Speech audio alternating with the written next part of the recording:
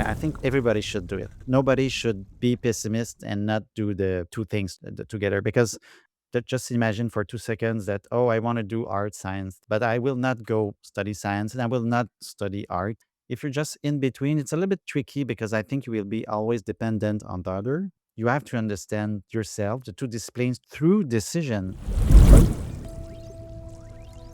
Did you know that the shift key on your keyboard is still carrying a decision someone made on a typewriter 100 years ago? Today's guest thinks about technology this way, not as something that simply arrives, but as something built from layers of history.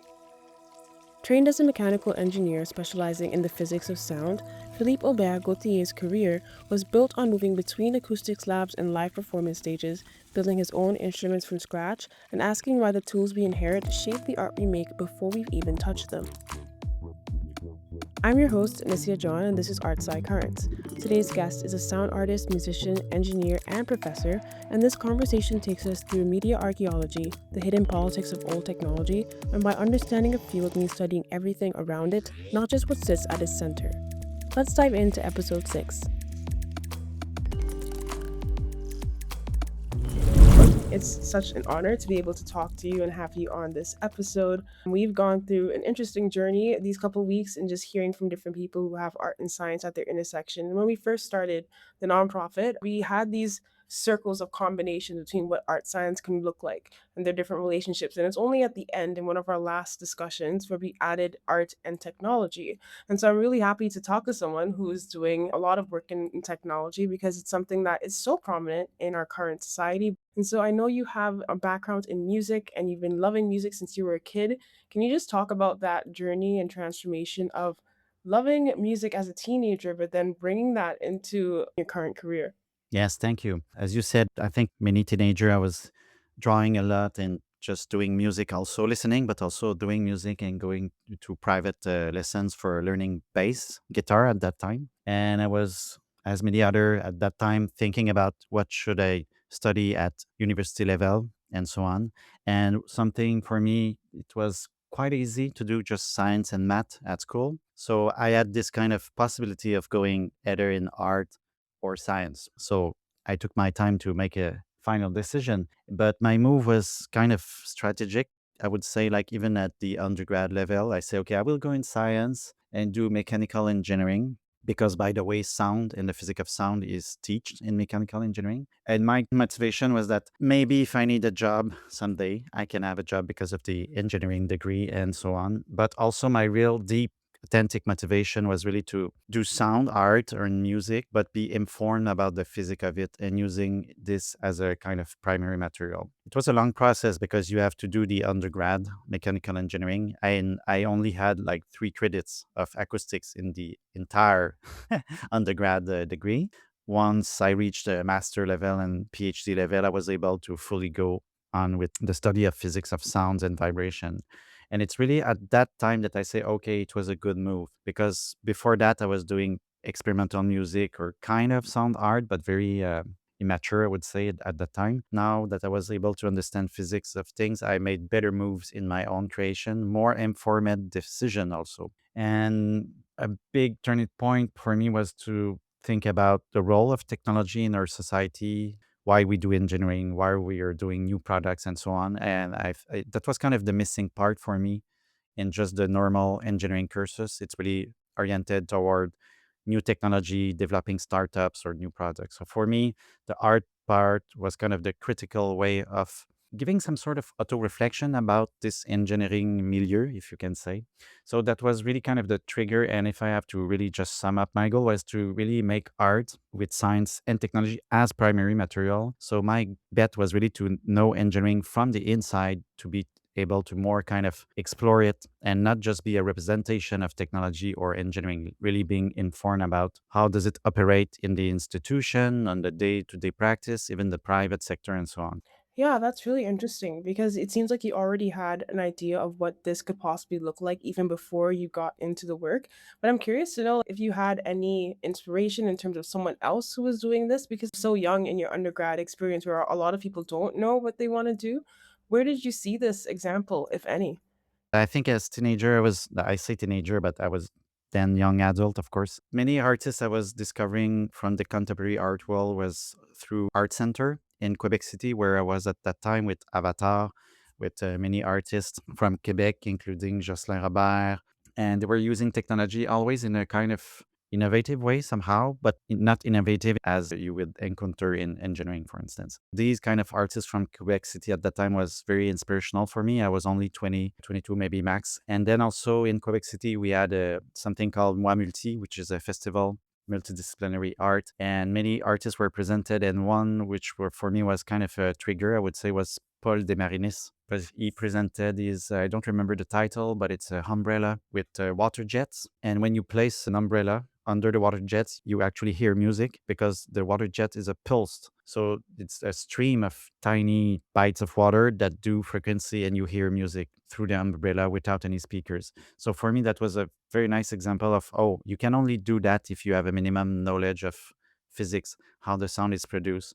So I was seduced at that time about the idea of just doing tricks somehow and just playing with the effect of surprise. It's a little bit old work, but for me as young guy, it was big influence. And all other artists from music, like David Tudor, for example, from the 50s and so on. He was doing his own electronics. He was studying, was working in music, and he actually took a break of his music career to study engineering and come back with self-made instruments. So that's kind of another influence, I would say. That's so exciting. I noticed something about the world of music in terms of how it's almost respected in the scholarly world or in the scientific world in a different way that some other arts don't have that level of authority yet. And it's interesting. I think it's based on the history, but what do you think contributes to that? I noticed that there's a lot that's done with music, like schools of music, there are these labs for music. Why do you think music was able to elevate in that way? That's a so good question, but the problem is that my answer will be a little bit speculative. But that's a very very good point. Like if you're a kid, you will do your math class, and you will be maybe doing piano class by night, and probably not the other form of art. So as you said, it's related to history, at least in Europe and US and all the Eurocentric world. There's an excellent book about sound art. It's in the blink of a here. It's a joke with respect within the blink of an eye. There's some suggestion that it's related to sound recording. That's super interesting. Some people say it's not exactly that, but I think it's part of it. For instance, in the old time, when photography was invented and developed and then commercially available, the commercial product was the tool to take a picture and make an image. At the beginning of sound and sound recording and discs and things like that, the first machines were actually able to record and play sound. Okay, so we had Berliner, we had Thomas Edison, and few others like developing devices. But the problem is that the one that were able to record and play sound were more fragile. So it was not a commercial success. The commercial successful solution was the disc player. But in a position with photography, the disc player, you just listen, you don't capture. So photography actually democratized the act of doing an image. So it was a direct challenge to painting because before it was painter and school of art. But for sound, as a consumer of the product, you were not able to record. So the disc actually reinforced music because the producer and the labels that were just starting to create this business, they said, oh, we want to sell discs and record players. So what should be on the disc? Oh, we should just take the classical music because it's right there. So in comparison with photography, the disc actually reinforced the historical power of classical music with virtuosity, good school, elitism. Before we had tape recorder for magnetic tapes, and then people were again able to record. But the cultural construct of the act of getting a record and playing it was already fixed because in our social collective imagination, you would play music that would exist before. Because I was reading about the history of sound recording from a cultural, social, and economical perspective, that I had more chance to interpret this lineage of technological development in a more larger cultural context. So I don't claim that I'm right when I answer your question, but for me, it's a nice and funny example of how we should also consider technology in a much more historical perspective, how it interacts with culture, and also avoid what we call technological determinism, like technology influence culture, yes, but it's also a two-way influence. That's so interesting to even discuss people's entry point into the art form, because it's so true that the way that people engage with music is so different from the way you engage with visual art or with painting or photography. And so it kind of creates a barrier from in the first place of how you can even get to experience the music and watch the music develop. I know that in a lot of your work, you're interested in the old technology and trying to bring that back into your current work. What is it about old technology that you find interesting? I would say that the very old or very new technology are super interesting because they're not crystallized, if we can say so, in terms of social practice. For instance, when AI arrived like 2 or 3 years ago for nearly everybody in the global north, it was not clear the status. So we had a lot of critical philosophical discussion because the social practice related to the use of AI was not fixed yet. And it's the same with the old technology. If I have a VHS player, which I have like 10 at home because I was using that for performance like many years ago, the status of the VHS is no longer fixed also because it's no longer in use. So for me, these kind of two extreme of the technological spectrum is just one way to kind of encourage a critical perspective, not just for me, but for the audience and people to I talk to, because it's more flexible in terms of identity. One of the reasons because I use this kind of perspective and choice of technology is influenced by my reading on media archaeology, like to always think about technology in terms of a gradient. What was before? What were the technological and cultural and social conditions that created the emergence of this or that technology? So that's kind of the other side of it. And I think that it's very important that everybody should be specialist of media archaeology. Of course, I say that a little bit as a joke, but there's so many things that come from history that are encoded in our current technology. That's kind of sometimes we have something that we don't understand why. Like on the keyboard, there's the shift button to do uppercase, and it's an arrow going up. But why? But it's because in the old time on the typewriter, the little thing was going up to type uppercase.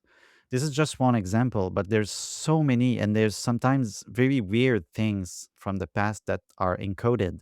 For me, this is like super important because when you don't know about the history of technology, things are just like that. And you feel a little bit less empowered, if we can say so. It's like, oh, it's like, this is a cell phone. Oh, this is AI. Now AI is in my life. You're more like just going with the consequence of technology, but knowing where it comes from, why. But I think it's just nice to have a critical perspective. Interdisciplinary ideas are exciting to imagine, but surprisingly hard to build. Not because the idea isn't good, but because without a clear structure, even the most compelling concepts can delay. The Art Science in Motion framework is a digital workbook with that structure. 5 guided modules will take you from a scattered idea to a defined, testable proof of concept. Our easy to follow worksheets will help you name what you're doing, understand why it matters, and give you a roadmap for all that comes next. Download your copy at creart.ca/store. When I was starting in the 90s as an undergrad, everything was very classical. Do learn to do technical drawing, very follow the rules, a little bit less oriented toward, I would say, jamming with technology. And I was actually working in an engineering faculty in Sherbrooke City until 2019 as a professor, and before that as researcher. And at that time, from 2000, I don't know, 15 to 19, the engineering faculty in Sherbrooke, which was divided in department, actually created the creation studio. And it was a new building, cross-disciplinary, independent of all department. And people were actually encouraged to use Fab Lab tools, so like 3D printers and rapid prototyping to develop new ideas. And a little bit less into the following the rule. Of course, everybody have to respect the rule of engineering in Quebec because there's actually a professional law on that. But it's funny because we see in an engineering and science context all the words coming from the art, like creation studio, and they started to include even the sewing machine and things like from the craft and the art in engineering. And then at the same time, it's funny because for over decades, in the art, we have seen words like laboratory, experiment. So there's kind of a switch in terms of vocabulary, like the engineering is taking the vocabulary of art, maybe to encourage kind of innovation. And art is kind of taking part of the vocabulary of science, maybe to get a modernist kind of approval of rigor and method and so on. So it's kind of funny to see these two. together. So yes, there's an encouragement and opening, but I think we should always think about what's the purpose of everything in the end with related to technology. I picked up an interesting parallel there with the way that music seemed to be developing and the way that technology seems to be going. Can you just talk about your journey in music in particular and the kinds of instruments that you were working on and how you developed a musical identity alongside this technology identity?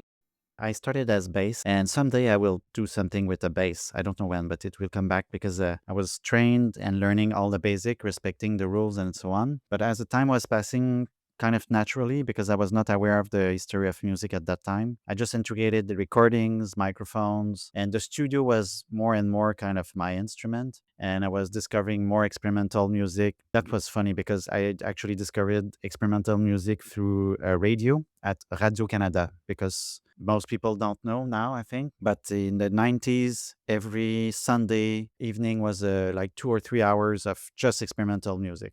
And they were actually producing like very important work also in the studio at Radio Canada. So I was saying, oh, I'm not the only one doing weird noise with my microphone. So this was kind of the boom. At that time, I was lucky enough to have an undergrad training, something in company, and we get paid for that. So I take all my student money and get microphones and a digital recorder and really started to play with it. After that, I formally kind of discovered all the history of musique concrète, musique electroacoustics from France, Germany for electronics and so on. And then I was feeling like, oh, finally, there's so many good music made with technology. And this is kind of going back to history, a turning point, very important in France with Pierre Schaeffer. He formally stated like, oh, the new instrument is the studio. He kind of convinced people to do what he called musique concrète. And this idea was not necessarily music made from recorded sound only. It's more like une approche concrète. So something very practical, like you play with instrument and then you compose with the result. So that was kind of one thing. So for me now in 2026, I use mostly synthesizer, I would say, in electronics, very niche product, modular thing. And I always prefer to do live and to build systems. So using modular synthesizer, it's kind of little things that you can connect all together and they have lots of influence on each other. It's not just a signal flow, it's many signals, flows, feedbacks, and things like that. It's kind of programming, but with hardware, just to take a break from the computer. I think that just to take a break from the computer, I really moved back to hardware as instrument and learning instruments, spending time with instrument. Like in the last year, I actually built a drum machine. It's a replica from a Roland 909, and I also have the 808 by Roland, which is the base of rap, hip hop, and everything. And making the 909 from scratch, it's a do-it-yourself kit that you order by mail. So it's like more than 1,000 pieces. It was a little bit like a real media archaeology project, like very applied, because you have to understand the circuits and build everything. So it's crazy because I work like, I don't know, thousands of hours to get a sound that everybody knows.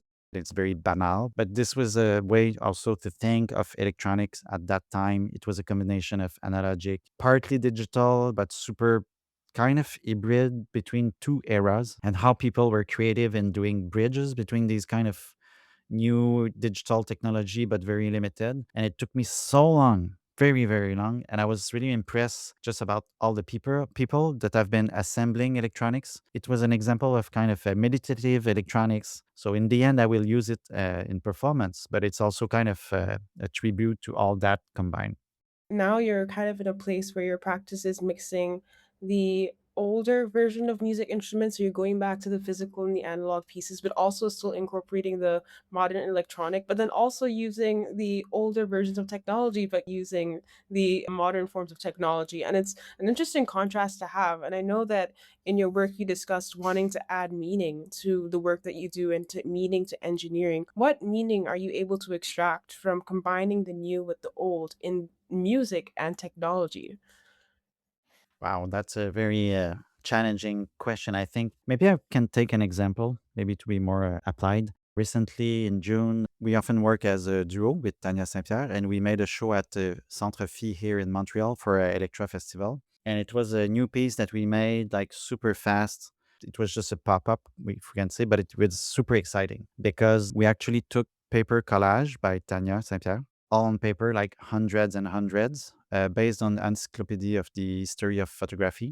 Was working on that like for many years, and we scanned them and used them as a super basic raw video, no effect, no processing, just rhythm based. Like one picture is a quarter of a second, the other one was double. So more think in terms of rhythm of image. And it was funny because many other piece for the festival was based on AI. So it was, oh, we're kind of the old nostalgic dude in the festival. But at the end of the performance, we actually included credits. So it was all the cover of the books that we use and all the names of photograph. It was kind of a critic to AI, which doesn't cite the work that has been used, the source. So here we're using visual, but we cite all the names. So the video was controlling the sound, but I was doing all the sound live, and the color and things were controlling sound. And it was very minimal, modern, jazzy, weird sound, interrupted with blasts of death metal and also death step, but very short. And all these kind of metal sound were based on AI, but nobody noticed actually because all the audio AI was cut, and I was doing click and cut and micro editing of the audio live. I think that in the perspective that people in the audience, maybe they say, oh, it's all technology, but at the same time, it's a kind of reference to the current state of AI. In the end, it's funny because we didn't think of it. It's only when we included the credits at the end that we say, oh, that's cool because it's kind of, let's think and talk about that. So maybe this is one example. Here, music was part of the, but in the end, we have some questions and we think about sampling, recognition of credits, and so on. Because I don't like to do projection on the audience. I don't like to emit hypotheses about how people can react and interpret because you don't have any power on that, of course. In the end, weirdly enough, one of my goals when I do sound, because we can do sound art and music sometime, by the way, now we're focusing more on music when we talk, but I hope it's good music. If it's good and somehow fun, we actually include jokes sometimes. Like the credits, the recognition of the credits was combined with a of kind of techno style, but then it changed all the meaning of what you've seen before to have some sort of a fun critical perspective, just not to be too depressing. Because being too depressed means that you will not engage in actions, to do things. So Yeah, it's always that balance of sharing work and making sure that the audience can enjoy to some extent because, people do show up to enjoy the art, but also to reflect and be able to think about things. But you brought up something earlier, the difference between the music and the sound, which I want to get into and clarify because music and sound are not the same thing. And I'd love to hear what you mean about sound art and how people interpret that since people often want sound to be music or else it's just noise. What is that for you? What is sound art? yeah, nice point. I think it's related also to the other thing we were talking about, the history of sound recording and music. So personally, I think that these categories are kind of somehow useless. I don't believe in, formal ontological difference. I think it's mostly something that shows that there's institutional separation because formally, historically, people that kind of said, we will do something called sound art when the word was new. It was some people coming from music, but they wanted to get rid of the expectations. Like, oh, this is a false note or the rhythm is not good. No, we just want to make something with sound which will not be forced to follow the rules of European and US style of things with a score and you have to be good. So people kind of claim the use of this expression, sound art, to get just a free space. And it's also interesting because there's actually many people, I don't want to generalize, but I will do it a little bit, that do sound arts that not are not trained in music. They maybe are trained in visual art and they use the visual art tool like sculpting, woodwork, metalwork, electronics, and so on to do sound which is not claimed as music. There's other perspective which are a little bit older also, is that music claim itself to be the art queen of time composition. And sound art in the beginning, some artists were claiming that they want to do sound based on space and movement and less about time. Like one of the famous pieces, which is actually in Times Square, it's like just tones hidden in a subway ventilation system. And then the composition time is actually the time you spend, you as a listener, walking around. Quick question. Have you ever felt like the only person in the room who cares about the logic and the creativity, the experiment and the exhibition, the data set and the performance? Well, you're not alone, you just haven't found your people yet. The CREMAP Directory of Innovators and Art Scientists is the CreArt Foundation's global directory of multidisciplinary minds, a searchable, growing community of practitioners who live exactly at that intersection. Create your free profile, get discovered, and find collaborators who actually speak your interdisciplinary language. To learn more, head to creart.ca/cremap, that's creart.ca/CREMAP, and join the network. Seems like an incredible process to be a part of. But I also know that you work a lot with students. It's honestly so wonderful when you find professors that have already been doing something along the interdisciplinary line of work that you're interested in, because I find it's such a rare thing to find.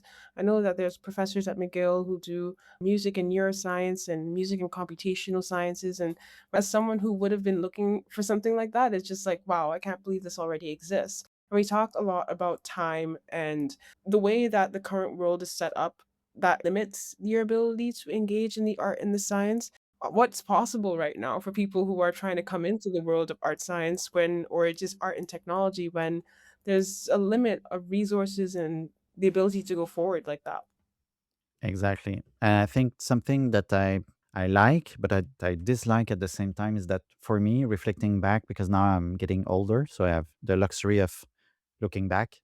I think that something that was helpful for me strategically was to continue to do pure science and normal scientific paper, like respecting all the expectation, like super specialized mathematical topics that 10% will read, but you will have a peer review paper in a very nice journal. So this helped the CV to make sure that later on you will have funding for a more funky project.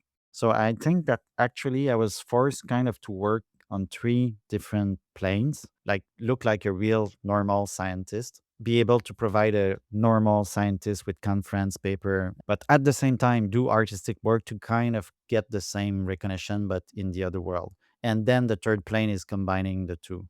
But I think I was lucky. I have to recognize my own situation. For me, school was super easy. I was studying, but not like crazy. I was not a good student. So I had time, but time was key because of this kind of possibility of working on different planes. I think that that was kind of helpful for me, but it's only my own experience. Of course, we cannot extrapolate to them. Something that I found very useful was to really go deep in science, also mastering really the topics before even claiming that you know a topics. Like for instance, sound. I was studying like for 6 or 8 years before claiming any form of expertise. You get confidence, but also it's not only about showing off. It's also because you actually really now more understand the physics, so you do better move. So in terms of strategy, that's kind of ironic to say that you have to be like the classical artist and the classical and scientists to be able to combine. That's kind of the part that I dislike. If I was traveling back in time and not doing science, I'm not sure I would be more happy because it was so, as you said, getting in very deep, specific topics like the cell of the brain connected to the hearing, whatever. It's like super inspiring also. So I think we have to cherish also the scientific mindset, just generally speaking, and taking the time also to study a lot, something which I find maybe more difficult for younger students. I think that in my own time in the 90s, studying with books and no cell phone, no tablets was much more distracting. You had more focus. And I think that is something very precious now is we have to think about that is we live in a attention economy. So attention is marketable, valuable, and so on. So even for me as older dude, I think that having quality time or focus time is the biggest challenge now. All this scientific way of studying, like studying for hours and textbook in the library, is something I would like to see come back and not just get loose in the incredible world of the digital. I find that very clear actually, because you mentioned in our first discussion feeling like you weren't fully part of each world, yet you still had to apply yourself in each world so that you can get the knowledge of each. And I feel the same way. To be honest, if I'm doing too much dance, I feel like something is missing. I'm like, where is the research? Where is the studying? And same thing, if I'm doing too much of the studying, then I'm like, I need to dance. I need to like do something else. And so you almost really have to be fully in both of those worlds before something. at the intersection can come out of it. And that's just the nature of knowledge and expertise, and being able to go deeply in something when you're able to really invest the time in it. Yeah, I think everybody should do it. I mean, of course, maybe not everybody, not for everybody, but nobody should be pessimist and not do I would say, the two things together. Because just imagine for 2 seconds that, oh, I want to do art science things, but I will not go study science and I will not study art. If you're just in between, it's a little bit tricky because I think you will be always dependent on the other, which is nice because you can do collaboration. But it's also tricky because all the collaboration between discipline, you spend a huge amount of time on vocabulary. I remember artists arriving in Sherbrooke in our laboratory, and then somebody from engineering say, "Oh, this is a resonance phenomenon," and then the artist say, "Oh, resonance," and then it goes like on what's the meaning of resonance. It's nice, very nice discussion, but in science and engineering, resonance is a very specific phenomenon, very clear, very delimited. And in the end, it was interesting, but to be honest, it didn't change the perspective about resonance for the science, because it's just, it's a physical phenomenon. You cannot you can interpret it, but physically, in terms of what's happening in the material world, it's still the same phenomenon. So collaboration is also nice, but I really think that being able to be a little bit specialized in many fields is the best. I will maybe quote some guy which is interesting, but is also a little bit controversial. So just a warning. C'est Abraham Molds. He wrote like 600 books in his life, I think. I have no idea how he made it. Influential book, often groundbreaking. Also, like there's a book called Psychology of Space, which is like super weird, deterministic perspective on space consumption, but it kind of triggered a new field of research. And somewhere on the internet, maybe somebody can find it. There's an interview with him. I have a very clear souvenir of that, kind of related to various disciplines, because he made a PhD in philosophy and also one in physics, I think. And he says the problem with multidisciplinarity, or I don't know the exact word he used to describe that, is that it's only possible if you have it in your own mind. You have to understand yourself, the two disciplines, to make through decision. Otherwise, it's going to be only interpretation. Like, let's say I'm an artist. If you're an artist going to a physics lab, you will interpret always, I think, somehow. Maybe we all interpret. I don't want to be too much drastic. I have to be careful. But I really like his advice of like, you should study everything. And I think that even with that, you will be maybe a better collaborator or things like that. So I think that we should just take our time to think and study more, and be a little bit less in the productivity of all the academic things, like you need more grant, you need more paper. No, I personally think we just need more time to focus, study, and kind of, I don't like this expression, but to really take the time to have an in-depth understanding of things. In the end, it kind of circled back to the word research. In French, it's funny because it sounds more like repetitive, because it's recherche. And recherche, the etymology is continue searching. And it's just the idea that you have a question, you find an answer, but you're not satisfied by the answer. And this brings new questions. So you continue searching and you do research about in-depth projects. So I think that going back to this idea of just, I want to ask question and I will not be satisfied by question. And I would just want to continue about that. You and all the others that thinks about going there, I think we just have to do it. One of my, I think, suggestion is to, especially for people that maybe start in engineering or science, is to read all the humanities about science and engineering. Like, for instance, for me, a big breakthrough was starting to read about the science and technology studies to understand more, like all the sociology of technology. And this is a big force. If you integrate that, you kind of reflect on your own milieu, what's the power relationship, why we're doing this, and so on. So I think that if there's more people from engineering, from science, or from the art thinking about these kind of thing on a larger level, it can change the global discourse maybe and position. Just a big melting pot of all this humanities plus science and critical perspective can help into, being more in control in the end, or empowered with respect to technology, not just for the art, just for not being surrounded by things that you don't control or decide. My conversation with Philippe-Aubert is a reminder that expertise isn't built at the center of a discipline, it's built in the surrounding terrain. The years spent reading science and technology studies, sitting with old VHS players, or wiring a drum machine by hand aren't detours. They're what led him to build something genuinely new instead of just repeating what the tools were designed to do. Building fluency across art and science isn't immediate. It takes years of sitting with material you don't yet understand in both directions. When that knowledge does take hold, it gives you a kind of clarity, a way of seeing connections and asking questions that a single discipline on its own doesn't always make visible. That's not a claim to being better, it's simply a different vantage point, earned the same way any expertise is, slowly and by putting in the time. And with that, we've reached the end of this episode of Art-Sci Currents Season 2. If today's conversation sparked something in you, whether that's a question, a collaboration, or a new way of seeing your own path, well, that's exactly what we're here to do. Art scientists may come from different disciplines, but we share a language of curiosity, creativity, and connection. This episode was proudly produced by the CreArt Foundation for Art Science Innovation. I'm your host and founder, Nicia John, and this podcast could not be complete without the volunteer support of Broom Bettler, our lead project assistant, audio editing by Andrea Gutierrez, and video content formatting by Nomina Hermanariz. If you enjoyed this discussion, share with someone you know. You can find more conversations, projects, and opportunities to get involved with art science at www.creart.ca. That's www.crearte.ca. Until next time, stay curious, stay interdisciplinary, and let's keep the art science current in motion.